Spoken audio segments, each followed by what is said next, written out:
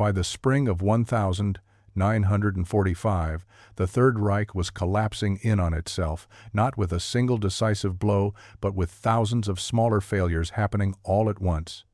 Cities burned, supply lines disintegrated, and entire units vanished into forests, surrendering, deserting, or simply dissolving under the pressure of inevitable defeat.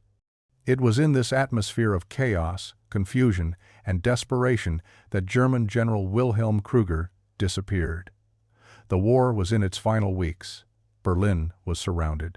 The Allies were pushing from the west, the Soviets from the east, and the narrow corridors between them were clogged with refugees, broken armor, and retreating soldiers who no longer believed in victory, only survival. Krüger was last seen in early May near the Czech border, outside the city of Pilsen. His convoy, once part of an organized withdrawal, had been reduced to a trail of wreckage. Allied aircraft had caught it on an exposed road just after dawn. Trucks burned where they had been hit.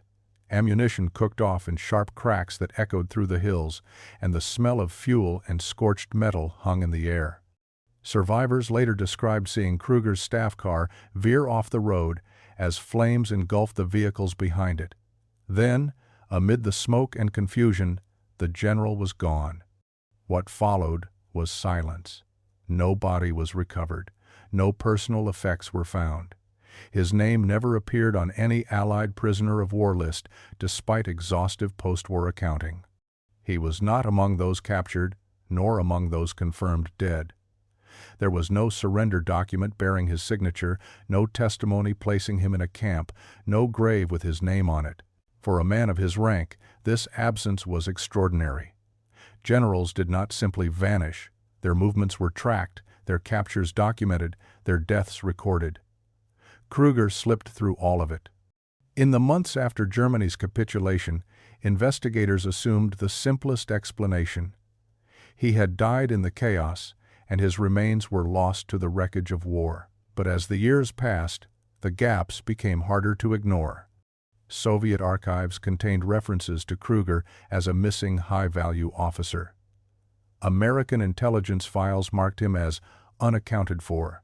West Germany quietly listed him as presumed dead, a bureaucratic solution to an unsolvable problem. Yet, among intelligence circles, his disappearance lingered as an unresolved anomaly, a loose thread in the vast tapestry of the war's end. Wilhelm Krüger had walked into the final days of the Third Reich, and somewhere between collapse and surrender, he had stepped out of history entirely. To understand why Wilhelm Krüger's disappearance mattered, you have to understand who he was long before the war reached its final, frantic days. Krüger was not a battlefield celebrity, not a general whose name appeared in propaganda posters or radio speeches. He worked in the margins of command, where planning mattered more than charisma and silence was often more valuable than recognition. Colleagues described him as brilliant, methodical, and unsettlingly calm. He spoke 6 languages fluently and was known for his ability to negotiate with allies one day and organize ruthless withdrawals the next. He didn't inspire loyalty so much as compliance, and in the machinery of the German military, that made him dangerous. Krüger built his reputation designing defensive systems meant to slow the inevitable. He specialized in layered retreats, scorched earth strategies that denied advancing armies infrastructure, resources, and time. Towns were emptied, bridges destroyed, rail lines sabotaged according to his calculations. To his superiors, he was efficient. To those caught behind the lines he abandoned, he was something closer to a ghost, leaving destruction without ever being seen. Rumors followed him closely, including persistent claims of ties to the SS, though no document ever proved formal membership. His authority, however, often exceeded what his official rank suggested. More troubling were whispers about his work away from the front. Intelligence reports from late 1944 place Krüger near Peenemünde, the secretive research complex tied to Germany's most advanced weapons programs. Officially, he was there as a logistical coordinator. Unofficially, some believed his role went far beyond supply routes. Post-war interviews hinted that Kruger had been involved in strategic planning for projects that blended military theory with experimental science, the kind of initiatives so compartmentalized that even senior officers only saw fragments. His name surfaced in connection with long-range weapons, defense models, population displacement simulations, and contingency plans meant for a war Germany no longer expected to win.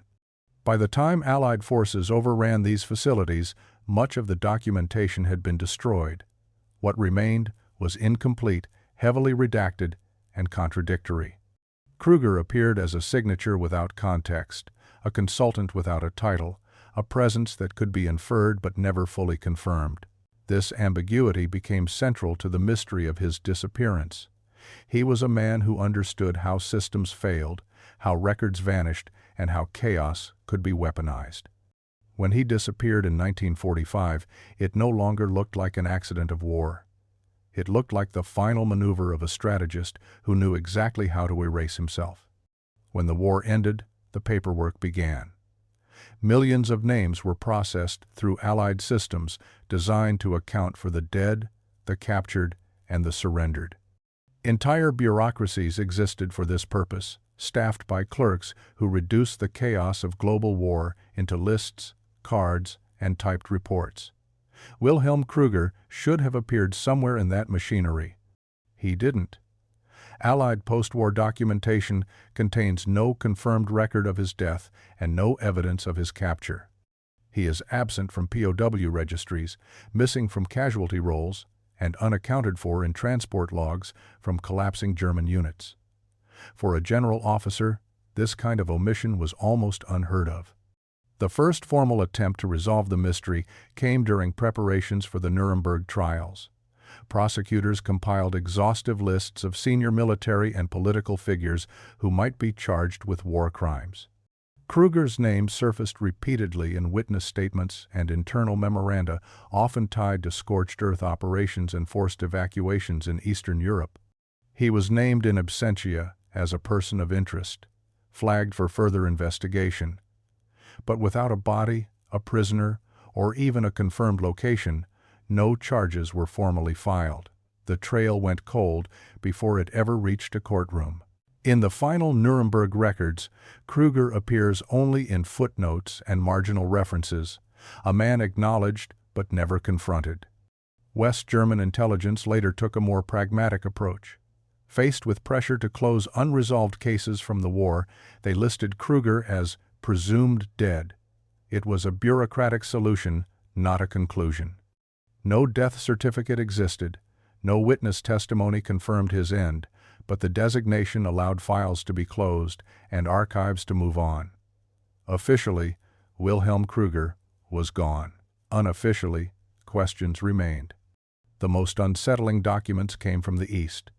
Soviet dossiers released decades later described Kruger as a missing high-value officer whose fate was uncertain. One report, compiled in 1946, offered a chilling assessment. Kruger was likely extracted by American forces. The claim was never substantiated, but it was not dismissed either. Soviet intelligence had tracked numerous German scientists and officers who vanished from Europe in the immediate post-war period, reappearing only indirectly through Western military advancements. Kruger's skill set, his knowledge, and his disappearance fit a pattern the Soviets had already begun to recognize. The files ended not with answers, but with a warning. Some men, the report suggested, did not lose the war. They were repurposed by it.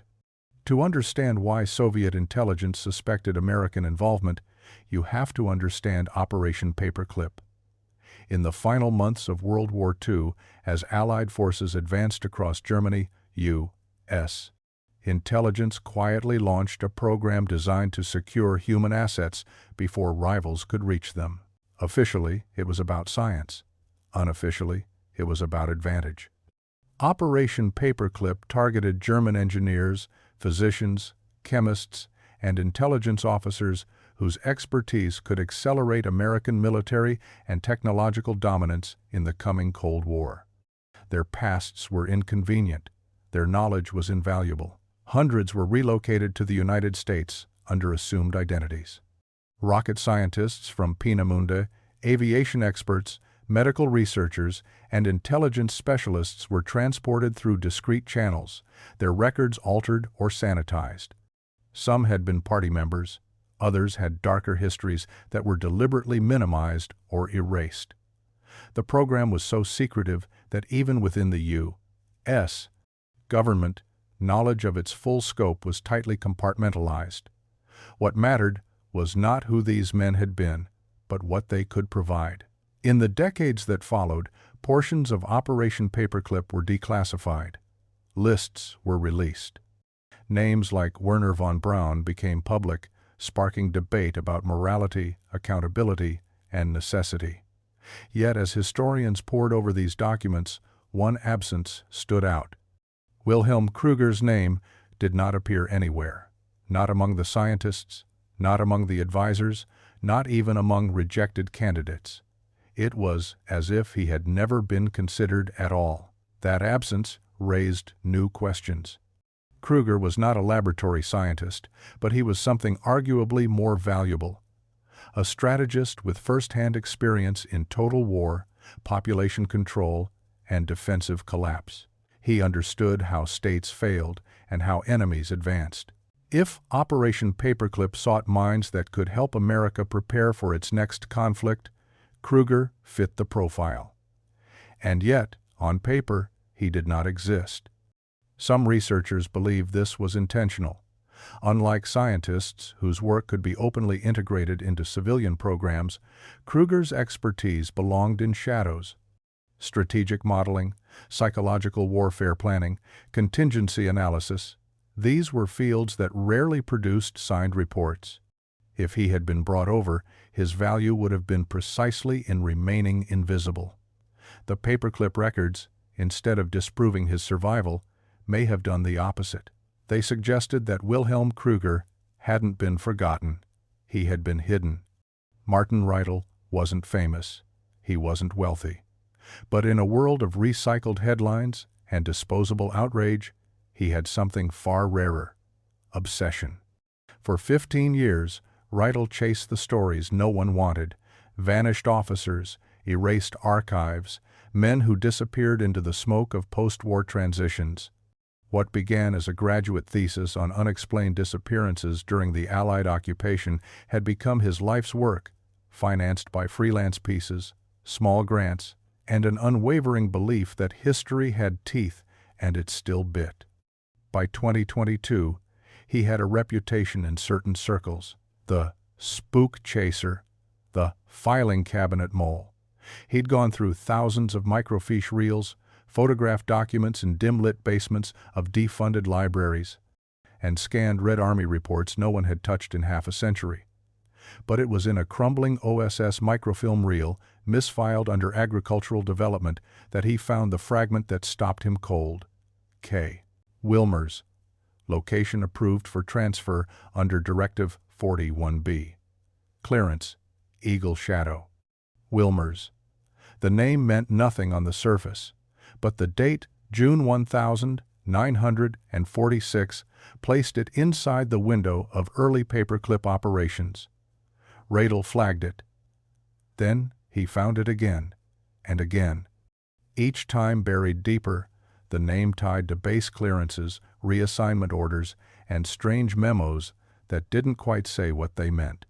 Cross-referencing took weeks, months.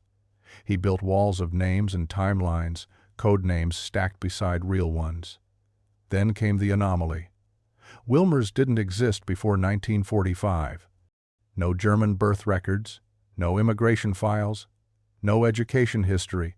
The name appeared only in military contexts, as if the man had simply materialized into America's defense establishment, already trusted, already useful. Base relocation logs placed him at 3 locations: a staging facility in Boston, a technical evaluation site in Illinois, and a final destination ominously listed as Fort Stronghold. No state, no coordinates, just a name. But that was enough for Reitel. Because if there was one thing he'd learned, it was that the most interesting stories weren't in what you found, but in where the trail suddenly stopped. And the Wilmer's Trail ended at a place no one had ever admitted existed, a place called Fort Stronghold. The name was barely a whisper in Cold War archives, often misspelled, often misfiled. Fort Stronghold, an experimental base in the New Mexico desert, too small for maps, too big to disappear without help. It never housed soldiers. Only thinkers, analysts, strategists, people whose ideas were too dangerous for Washington conference rooms. Riedel tracked it down through an old DoD procurement invoice buried in the budget for desert communications infrastructure. A line item for containment and perimeter maintenance, Site S. GPS coordinates, when reverse traced, led to a stretch of land near the Chupadera Mesa, once a bombing range, now silent. Satellite imagery showed nothing but sand and collapsed fencing. But people remembered. One of them was Richard Blaine, now 89, a retired security officer who had worked logistics for several non-standard installations in the 50 seconds.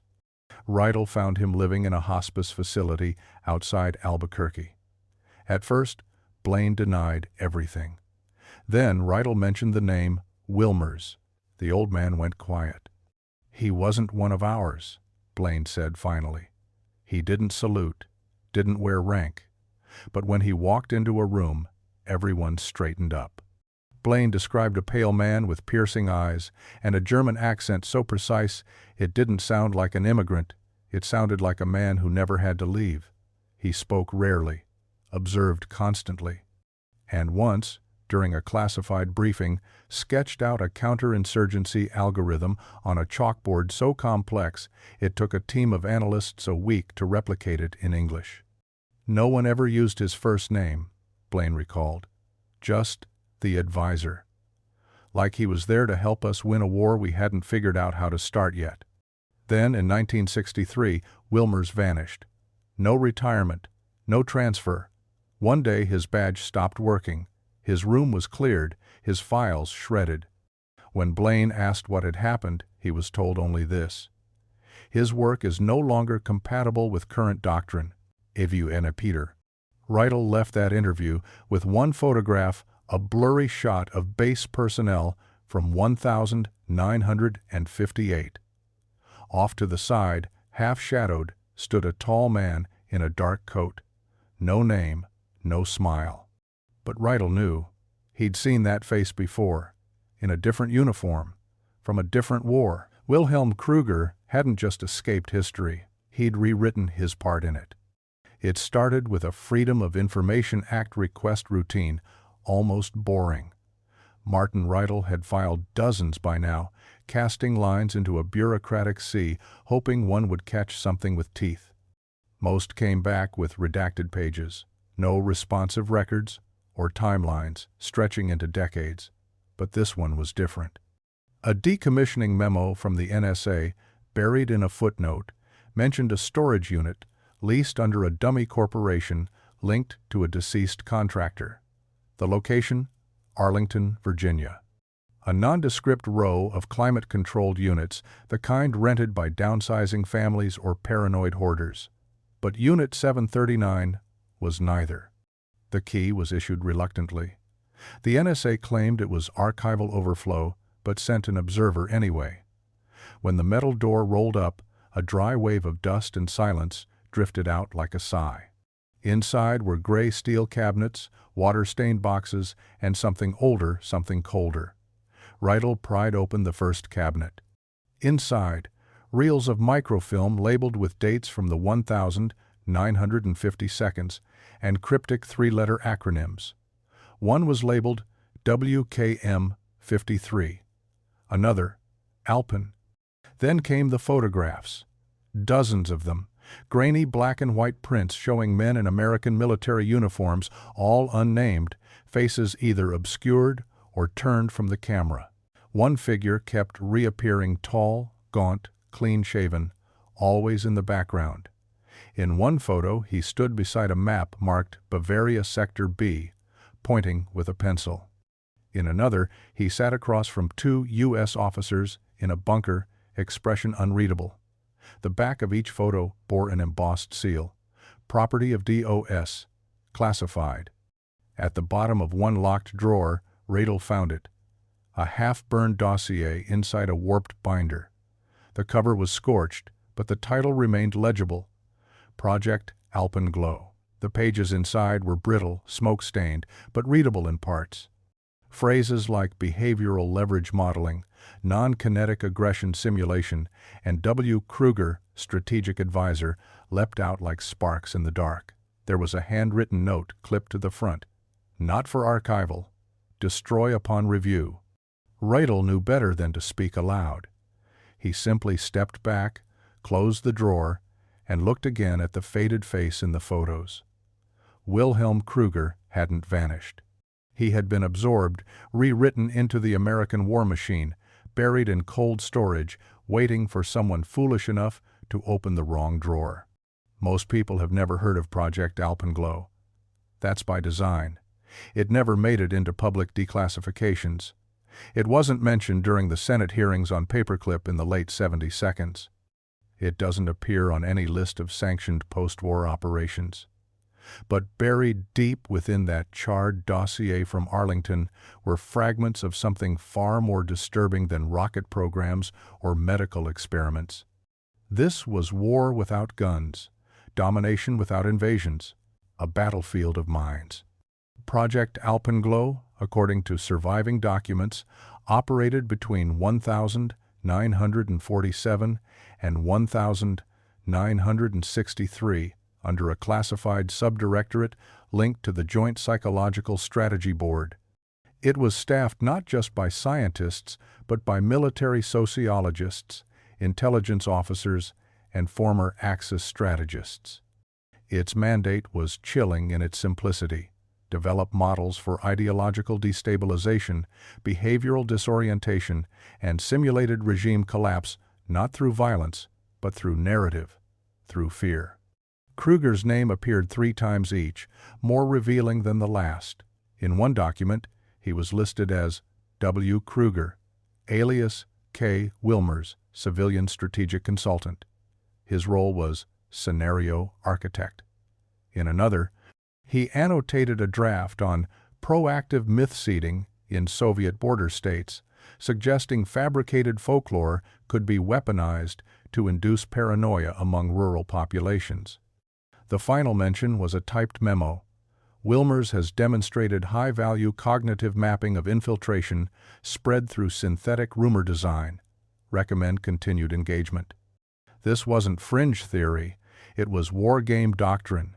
The U.S.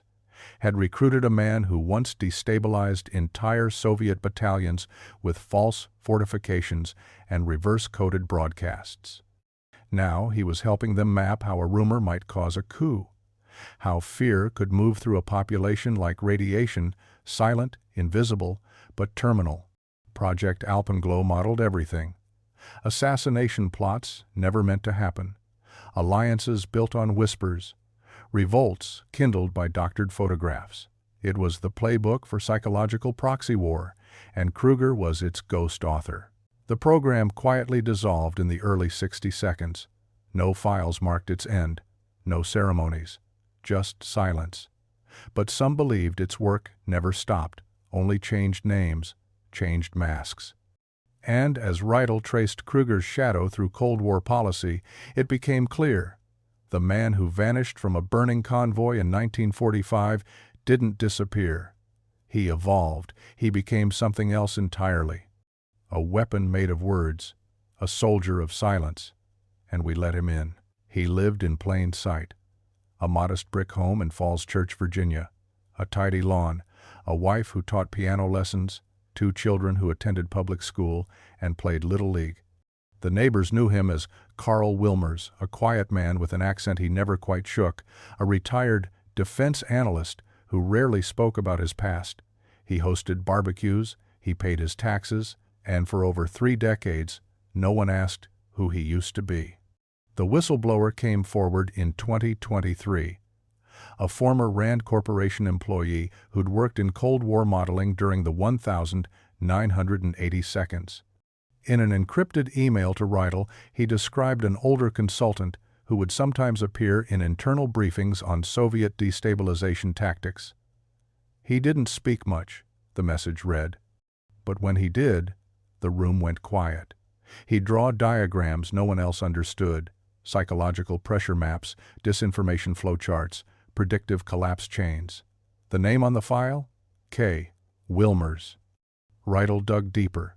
He uncovered a death certificate issued in 1985. Cause: myocardial infarction. The man had been buried in a small cemetery outside Alexandria under the name Karl Dietrich Wilmers. No visitors logged, no obituary published. A ghost buried in broad daylight. It took weeks of legal maneuvering, but with pressure from media and a sympathetic forensics lab, exhumation was granted. The body was intact enough for comparative testing. Mitochondrial DNA samples were pulled from items linked to Kruger's distant relatives in Germany. The match came back within 5 days, 99.87% certainty. The man in the grave was not Karl Wilmers. He was General Wilhelm Kruger. Riedel stood over the exhumed plot that morning as the fog lifted off the grass. He expected to feel vindicated. Instead, he felt nauseous. Here was the man the world had hunted. The general whose name haunted post-war intelligence files, whose trail had been ash and whispers, buried next to school teachers and war veterans, with a stone that read, "Beloved husband, loyal father, honest patriot." Everything about that headstone was a lie, except maybe the last part. Kruger had been a patriot. Just not for the country, most people thought. He didn't escape justice. He outlived it. The question wasn't whether it happened. It had. The grave confirmed it. The documents confirmed it. The man who vanished from the ruins of the Third Reich had lived out his days on American soil, drawing a federal pension and shaping the policies of a world he once sought to destroy. The real question, the one that made Riedel's interviews grow cold and cautious, was whether it was right. He sat with Dr. Elaine Kessler, a Holocaust historian at Yale. "It's not just moral compromise," she said. "It's institutional rot. When you grant immunity to men like Kruger, you're not preserving democracy, you're hollowing it out from within." But others disagreed. A former CIA analyst, under strict anonymity, argued, it was a different time. The Soviets were the existential threat. You don't win cold wars by pretending your hands are clean. Kruger had never stood trial. But evidence surfaced: notes from liberated Polish towns, testimonies from Soviet civilians tying him to scorched earth operations along the Vistula. Entire villages relocated. Infrastructure destroyed not for military necessity, but as punishment. One account described children forced from homes minutes before they were detonated. Another claimed Kruger signed off on disinformation campaigns targeting resistance leaders, leading to their capture and execution. He hadn't pulled the trigger, but he'd built the system, and yet the Americans brought him in, fed him, protected him. Riedel uncovered an interagency memo from 1951 that read, "Asset Wilmers demonstrates extraordinary pattern forecasting in Eastern Bloc scenarios. Recommend indefinite retention despite legacy concerns." Legacy concerns. That was the term they used. Not war crimes, not mass displacement, just concerns. The deeper Riedel went, the more tangled the moral knot became. Could one man's intellect justify overlooking the ruins he helped build? Could his contributions to U.S. strategy erase the scars left across Eastern Europe? Did justice have an expiration date? The answers weren't in the files. They weren't in the interviews. They lived in the silence that followed each conversation, the pause when someone realized they were defending the indefensible. Kruger hadn't just escaped judgment. He'd been given a desk, a paycheck, and the ear of a superpower. In the ethical abyss of post-war intelligence, the only true casualty was truth. And maybe that had been the point all along. Even buried in a new life, Wilhelm Kruger was never truly free. Declassified CIA internal logs from the 1,970 seconds obtained after a protracted legal battle revealed that Karl Wilmers had remained a person of interest long after Operation Paperclip had gone dark. The logs didn't use his real name. They referred to him only as Palladium 12, a legacy asset flagged for periodic assessment. The assessments were clinical, dry, and chilling. Subject exhibits no overt contact with foreign nationals. Continues civilian work with RAND. Behavioral indicators remain low risk. Maintains control over personal ideology. However, observed to keep copies of Mein Kampf, Götterdämmerung scores annotated in margins. One entry from 1974 stood out. It described an incident in which Wilmers had reportedly made concerning statements during a dinner at a private home in Arlington, overheard by a guest who later reported it. The comment paraphrased, "History bends when it's directed by men who understand fear better than facts." Another log described a coded correspondence mailed to a P.O. box in Argentina never proven, but enough to escalate his file to Level 2 passive surveillance. He was followed occasionally. His phone tapped briefly in '76. No damning evidence surfaced, just patterns, odd ones, meetings with former German nationals, a subscription to a restricted European newsletter known for publishing Cold War counter-narratives, a reluctance to speak publicly, even at retirement gatherings. Privately, some within the agency believed Kruger had never renounced his allegiance, that the ideology which birthed the Reich still simmered beneath the suits and think tank briefings. One margin note penned in 1981, 2 years before his death, read simply, "He plays the part, but who is he loyal to when the mask slips?" There was never an official reckoning, just more silence. Files that ended mid-sentence, signatures redacted. Monitoring ceased following his death in 1985. No follow-up. No closing report. Just a stamp on the final page, asset deceased, case closed. But for Reitel, it was anything but closed. The trail didn't end with surveillance logs or microfilm. The final chapter of Kruger's American life wasn't in intelligence reports. It was in the memories of the people who had lived beside him, especially the one who called him Dad. He answered the door wearing thick glasses and a cautious smile. Thomas Wilmers, age 64, retired librarian. The house was modest, books stacked in towers beside furniture, dust catching in beams of morning light. He was polite, curious. Said he remembered his father well, but not in the way most sons might.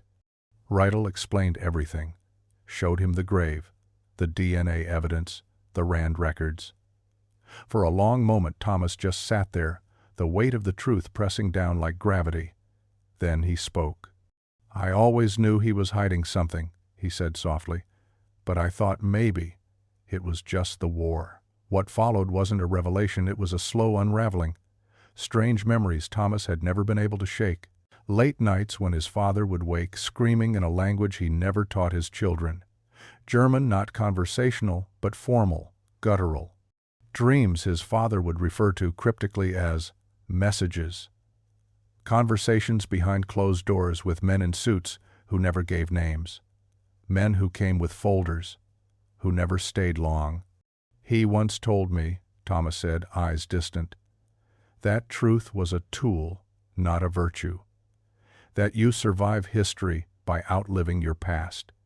There were rituals. Weekly walks where his father insisted they speak only in French. Chess games where the pieces were moved in preset sequences, no deviation allowed. A locked drawer in his study, one Thomas never dared open. And a birthday gift he never forgot. A globe where Eastern Europe was painted entirely in red, with tiny pins stuck into Poland, Hungary, and East Germany. No explanation. Thomas had never heard the name Kruger. But when Reitel laid out a photo, one from the old Arlington storage unit, labeled K. Wilmers, 1,000, 954. Thomas didn't hesitate. "That's him," he said. "That's my father. He didn't cry. He didn't rage. He just looked tired." "If I'd known," he whispered, "maybe I could have asked him who he really was, but I don't think he would have told me." For all his secrets, Wilhelm Kruger had kept one thing airtight: his silence. Even in fatherhood, he remained a ghost. And for his son, that silence now echoed louder than any confession. The email was unsigned, no subject line, just a single sentence in the body. "If you want to know how deep this goes, ask about the October brief." Attached was a scan of a shipping manifest from 1962, linked to the National Archives' Cold War Intelligence Collection. Riedel traced the file trail to a restricted stack sealed, uncatalogued, but someone had pulled them. Someone with access. That someone turned out to be an archivist who had worked in a deep vault scanning unit in Langley's archival liaison team until he wasn't. Disgraced over an unrelated leak, quietly dismissed, forgotten, but not finished. He met Riedel in a roadside diner near Quantico, jittery and red-eyed from lack of sleep. "They'll bury this again," he muttered. "But if even one person knows, maybe it's worth something." What he gave Riedel was a flash drive containing heavily encrypted PDFs, photographs of declassified memos, typed transcripts from National Security Council briefings, hand-annotated drafts of strategic white papers. One name recurred again and again under layers of codename aliases and false authorship: Wilmers. In October 1962, amid the spiraling panic of the Cuban Missile Crisis, Kruger had advised a covert panel on Soviet deterrent psychology. He wasn't in the war room, but his influence was. In a redacted transcript labeled Contingency Logic Tier 3, Kruger's theory of threshold miscalculation is quoted verbatim. "A credible threat lies not in capability, but in the adversary's uncertainty about your willingness to use it." That line, according to insiders, helped tilt the Kennedy administration toward a naval blockade rather than immediate airstrikes. But that wasn't all. More troubling were documents from the early stages of U.S. involvement in Vietnam. A policy memo from 1964 included a draft simulation entirely modeled around Kruger's disinformation and counterinsurgency theories. Psychological isolation of rural zones. Narrative engineering to fracture ideological cohesion. It read like a blueprint, not for victory, but for endless entanglement. Riedel stared at the final image in the file. A top-secret memorandum bearing Kruger's alias, stamped with an approval signature from a senior State Department official. The caption read, "Advisory input deemed strategically sound recommend integration into Southeast Asia conflict doctrine." Kruger hadn't just been a survivor, he was an architect of decisions that shaped the balance of terror and the fog of war. His fingerprints were on the chessboard, and for decades no one had seen the hand that moved the pieces. On a Tuesday in 1985, Wilhelm Kruger died alone in his study, slumped over an unfinished crossword puzzle and a cold cup of coffee. The cause of death was listed as myocardial infarction. The obituary was one paragraph long. Carl D. Wilmers, 76, of Falls Church, passed quietly in his home, survived by wife Mary Ann, son Thomas, daughter Ruth. Services private. No mention of his homeland, no medals. No rank, just a name he had borrowed, worn, and taken with him to the grave. The family received a modest life insurance payout. A closed casket, a folded flag they didn't remember earning. When Thomas asked the funeral director if the government had sent anything else, the man said only, "They asked for the records to be sealed." They were. In fact, the full intelligence file on Kruger, under alias Wilmers, was locked behind a 75-year classification seal, marked for declassification in 2060. The justification?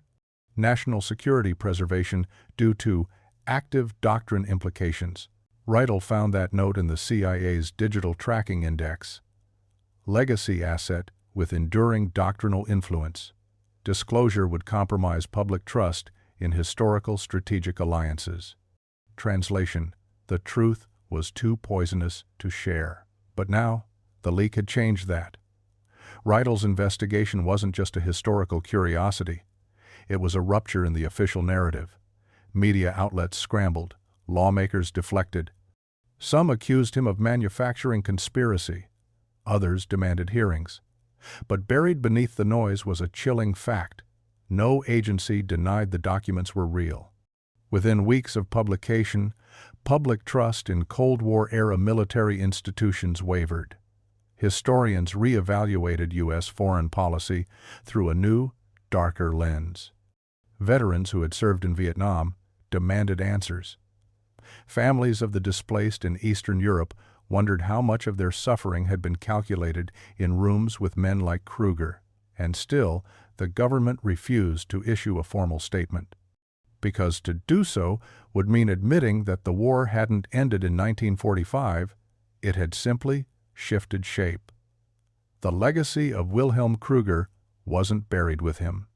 It had been woven into decades of strategy, deception, and silence. He didn't just outlive the Reich. He helped design what came after. The story broke like a crack in the dam, quiet at first, then thunderous. Martin Rydell's investigation, published as a serialized exposé and later compiled into a full-length documentary report, ignited something raw in the public. Major outlets picked it up, cautiously at first, then with growing urgency as documents were independently verified. Congressional offices received thousands of calls in 72 hours. Historians demanded full declassification. One senator from Massachusetts called for a formal inquiry into Operation Paperclip's undisclosed excesses. Another called it treason retroactively sanctioned. The intelligence community remained silent. No denial, no confirmation, just silence, as if they were waiting to see if the fire would burn itself out. But it didn't. Rydell became the face of the story, a reluctant symbol.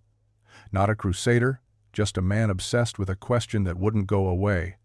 What are we willing to forget to keep the machine running? He appeared on late-night interviews, sometimes praised, sometimes accused of undermining national credibility. One panelist called him the biographer of a ghost. He didn't argue. Behind the noise, families wrote to him, people who had lost relatives in Eastern Europe, in Vietnam, in the long shadow of decisions shaped by men like Kruger. They wanted to know who else had been brought in, what else had been buried, and whether history would ever admit its sins. Rydell never claimed to have the full truth, but what he found was enough to shift the axis of how history was remembered. Not through monuments or textbooks, but through the wreckage of secrets long thought safely hidden. He ended the documentary with a single voiceover layered over archival footage, Kruger in grainy photographs, the rusted sign above Fort Stronghold, the faded headstone in Virginia. We like to think monsters vanish when wars end, that the signing of treaties, the lowering of flags, draws a clean line between what was and what is. But history doesn't work that way. It doesn't erase. It absorbs, it adapts, it files evil under useful, and builds new empires on the bones of the old. The last shot was the Arlington storage unit door rolling shut, metal scraping concrete. Silence. Because in the end, history doesn't forget. It just waits for someone to ask the wrong question at the right time. And sometimes, when you dig deep enough, the truth answers back. This case was brutal, but this case on the right-hand side is even more insane.